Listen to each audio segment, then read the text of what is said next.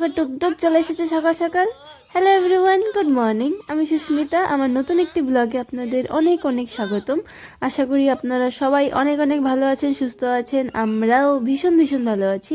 চলুন বেশি কথার মতো আজকের দিনটি শুরু করা যাক। কি হয়েছে? হয়েছে রে কি তোর? কল তো। হ্যাঁ, হয়েছে কি তোর?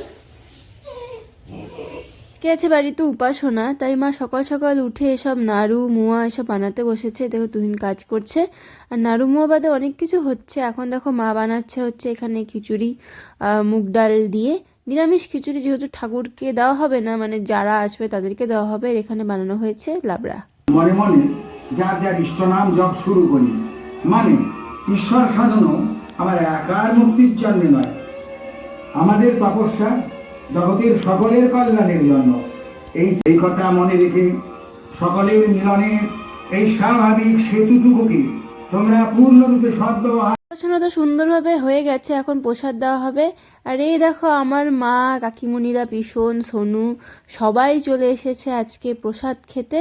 আমার একটু বসুক। আর এদিকে হচ্ছে বড়দিদি ভাই প্রসাদগুলো সবার জন্য বাড়ছিল, পাড়াতে দেবে বলে।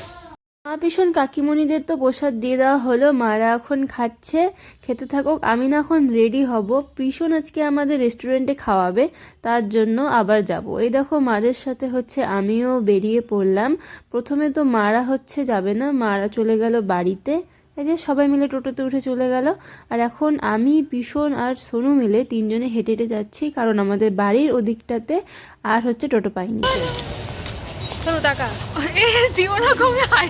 আজকে যে রেস্টুরেন্টটাতে এসেছিলাম, রেস্টুরেন্টের নাম লাভবার্স। এখানে ভীষণ সুন্দর সুন্দর খাবার পাওয়া যায়, চাইনিজ, কন্টিনেন্টাল, সব কিছু ভালো ভালো ভীষণ ভীষণ সুন্দর সুন্দর খাবার দাবার পাওয়া যায়।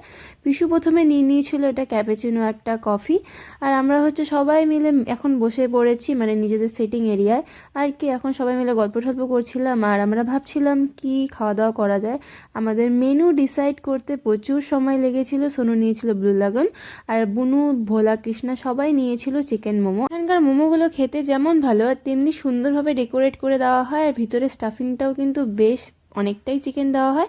বুনুরা নিয়েছিল মোমো, আর আমি আর পিছন নিয়েছিলাম এই বড় একটা এগরোল।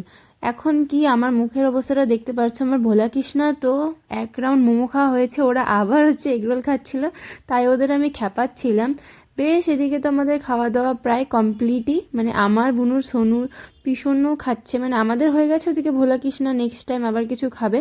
আর এদিকে না আমি একটু বসেছিলাম, আর রেস্টুরেন্টটার একটু ভিডিও টিডিও করলাম। এখানকার ডেকোরেশনটা খুব সুন্দর, মানে ইন্টেরিয়ারটা। আর এই দেখো সোনু আর বুনু দুজন মিলে কি সুন্দর সেলফি তুলছে। আর কি আমি ওদের সামনে বসেছিলাম। দেখি দেখা,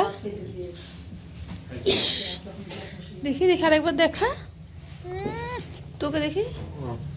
ভোলা কৃষ্ণার তো এখনও খাবার খাওয়া শেষই হয়নি, আমরা তাই আর কি ফটো, সেলফি, ভিডিও এসবই করছিলাম। ওদিকে দেখো পিছনের ফটো সোনু তুলে দিচ্ছিল, আর এইখানে আমি আর বুনু আর কি বসেছিলাম। শুধু ওরাই না, আমরা সবাই মিলে ভিডিও, ফটো সবই করছিলাম, যেটা আমার কাজ। এদিকে তো ভোলা কৃষ্ণা খেয়েই যাচ্ছে, আর আমরা ওদের জন্য এখন ওয়েট করেই যাচ্ছি। ফাইনালি ওদের খাওয়া দাওয়া হয়ে গেছে, এখন গ্রুপ সেলফি আর ভিডিও করে নিলাম। আর খাওয়ার শেষে রাস্তায় বেরিয়ে দেখি রাস্তা অনেকটাই ফাঁকা হয়ে গেছে, কারণ বেশ রাত্রিও হয়ে গেছিলো। আর এরপরে আমরা উঠে পড়লাম একটা টোটোতে। টোটোটা দেখতে কিন্তু একদম অনেকটা ভালো ছিল, আর অনেকটা বড় ছিল। আর কি সবাই মিলে এই ঠান্ডার মধ্যে ঠাসাঠাসি করে যাচ্ছিলাম, এর কিন্তু মজাটাই আলাদা। পরদিন সকাল হয়ে গেছে, আমি খাচ্ছিলাম রুটি দিয়ে মিষ্টি। আর এই দেখো আমার সামনে ঘন্ট বসে আছে, কারণ ওর ইচ্ছে হয়েছে ও খাবে। কোনো কিছুই যদি খাও ও এরকম করে বসে থাকে, মানে ওর একটু আবদার যে তুমি খাচ্ছ, আমাকে একটু দিয়ে খাও। দুপুরবেলাতেও খেতে বসে পড়েছিলাম, দেখতেই তো পারছো আজকে কত কিছু টেস্টি টেস্টি রান্না হয়েছে। চলো তাড়াতাড়ি করে খাওয়া দাওয়া করে নিই। ফাইনালি কালকে যাব আমরা পিকনিকে, তার জন্যই আমি আর মা ছাদে এসে গল্প করছিলাম। আর দেখো ঘন্টাও কিন্তু আমাদের সাথে আছে। আমি এখন করতে যাচ্ছি পিকনিকের বাজার। কারণ আছি বাজারের মধ্যে। 80 টাকা জোড়া। এই কাকুর থেকে নিলাম কলা,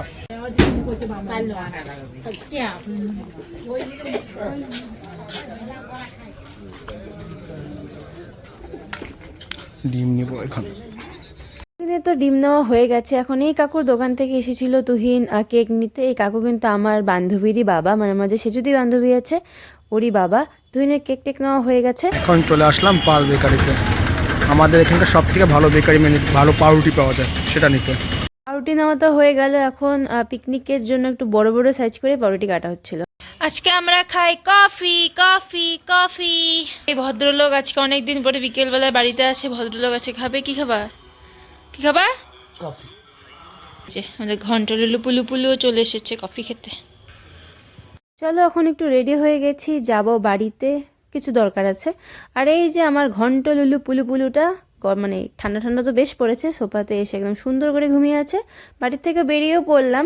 আজকে বাড়িতে যাচ্ছি, প্রথম কারণ হচ্ছে পিকনিক যে যাব তার জন্য চাঁদা কালেক্ট করতে, আর যাব চশমার দোকানে একটা চশমা কিনতে, কারণ চশমা টশমা ভালো নেই।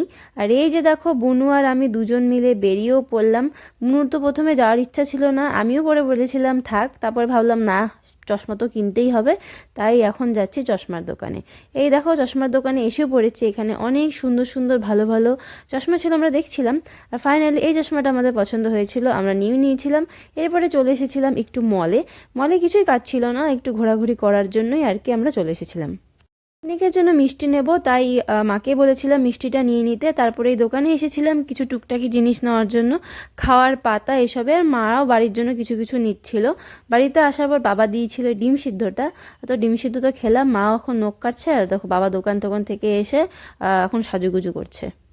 বাড়ি থেকে বেরিয়ে পড়লাম, তুহিন চলে এসেছিল এটিএমে। কালকে যাব আমরা পিকনিকে, তাই বেশি লেট করা যাবে না। এখন তো আমি বাইরে তুহিনের জন্য অপেক্ষা করছি। আর এই দেখো আমার সব কিছু রেডি করা হয়ে গেছে, এখানে রাখা আছে মিষ্টিগুলো। পিকনিক যাবে জন্য কি আনন্দ! এত রাত্রিবেলায় কি ভাজো তুমি এগুলা? দেখো মুখটা একটু, এই দেখো চিরা ভাজে, আর এই যে এগুলো ভাজে রাখছে। এই যে পুলু পুলু পুলু পুলু পুলু পুলুটা দৌড়ালো। ওই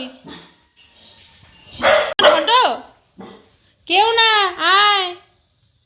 ভারী মজা লাগছে, কালকে সবাই মিলে যাব পিকনিক। আমি তো ভীষণ এক্সাইটেড, মানে খুবই অনেক অনেক এক্সাইটেড।